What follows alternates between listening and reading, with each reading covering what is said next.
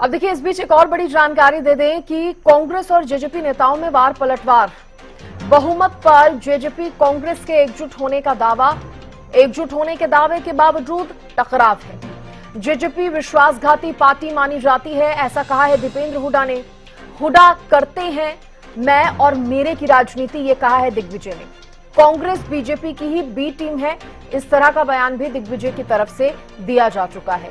तो एक तरफ बात बार बार ये सामने आ रही है कि विपक्षी दल एकजुट है, कांग्रेस जेजेपी मिलकर, साथ आईएनएलडी भी सरकार गिराने की मांग कर रहे हैं। दूसरी तरफ कांग्रेस और जेजेपी ही एक दूसरे पर इस तरह की वार पलटवार कर रहे हैं।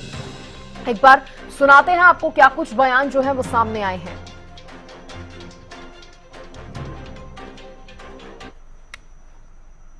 उनकी पार्टी खत्म हो चुकी है, जनाधार समाप्त, ज्यादा कुछ बचा नहीं है। जनाधार ज्यादा कुछ उनका बचा नहीं है, तो इन पे कौन विश्वास करेगा। इन्होंने तो ये तो विश्वासघाती पार्टी के नाम से ये प्रख्यात हो गए पूरे देश में। हर बात पे लेकर इन्होंने लोगों का विश्वास रखा नहीं। जैसा टिकट बंटवारे में हुआ, साफ एक नजर आ रहा है भूपेंद्र हुड्डा का रवैया कि वो हाथ में हाथ मिलाए हुए हैं भारतीय जनता पार्टी के साथ। यहां पर देख लीजिए, अपने बेटे को बचाने के लिए दान सिंह को ले आए कि जिससे उनको कोसली में कुछ फायदा मिल जाए। ठीक ऐसा ही उन्होंने किया खट्टर साहब के सामने कमजोर उम्मीदवार उतार करके। आज जेजेपी के उम्मीदवार को वहां पर ज्यादा समर्थन मिल रहा है कांग्रेस से। सीट पर गणित सिर्फ मैं और मेरे की राजनीति, इनको सरकार से, हरियाणा के हितों से कोई मतलब नहीं है। इनको मैं और मेरे की राजनीति यानी मेरा बेटा की राजनीति ही चाहिए भूपेंद्र हुड्डा जी को। ये बीजेपी की बी टीम है। अमित तिवारी एक बार फिर से मेरे साथ जुड़ गए हैं। अमित, बीजेपी की बी टीम हुड्डा को बार बार बताया जा रहा है। दूसरी तरफ कांग्रेस की अगर बात करें तो दीपेंद्र हुड्डा के भी बयानों को आपने सुना। तो कांग्रेस हो या जेजेपी हो, दोनों ही एक दूसरे पर वार करने से, निशाना साधने से चूक नहीं रही हैं। और दूसरी तरफ दोनों ये भी कहते हैं कि अब सरकार को हट जाना चाहिए। विपक्षी दल कहीं ना कहीं मजबूती का दावा कर रहा है। चलिए वो बात अलग है, लेकिन कांग्रेस कहीं ना कहीं ये भी क्लियर कर चुकी है अमित कि जेजेपी के साथ मिलकर सरकार बनाने की भी इच्छुक नहीं है वो। निश्चित रूप से स्थिति देखिए, एक तो सबसे ज्यादा जो सुखद स्थिति भारतीय जनता पार्टी सरकार के लिए, नायब सिंह सरकार के लिए यही है कि विपक्ष एकजुट नहीं है।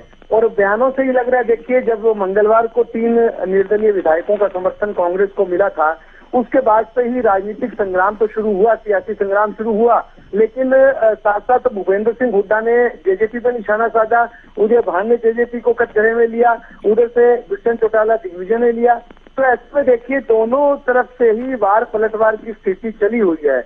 और कांग्रेस तो देखिए कभी भी नहीं चाहेगी कि जेजेपी की वसातियों पर सरकार बनाए, और 2-3 महीने के लिए सरकार में आने का उन्हें कोई लाभ भी नहीं मिलेगा।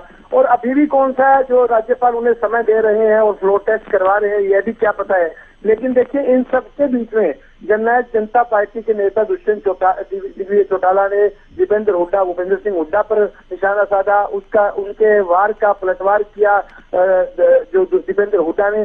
तो ऐसे में देखिए राजनीतिक तौर पर दोनों एक दूसरे पर आरोप प्रत्यारोप कर रहे हैं और साथ में सरकार गिराने की बात करते हैं। तो ऐसे में यह स्थिति दोनों तरफ से सही नहीं है, और इसीलिए जो नायब सिंह सरकार के लिए बिल्कुल कंफर्टेबल स्थिति है। और विपक्ष बात अगर 45 की सदस्य उनके पास है, फिर भी वो 43 सदस्यों के साथ ही अपनी सरकार चला सकते हैं। जी चलिए, बहुत शुक्रिया अमित जानकारी देने के लिए।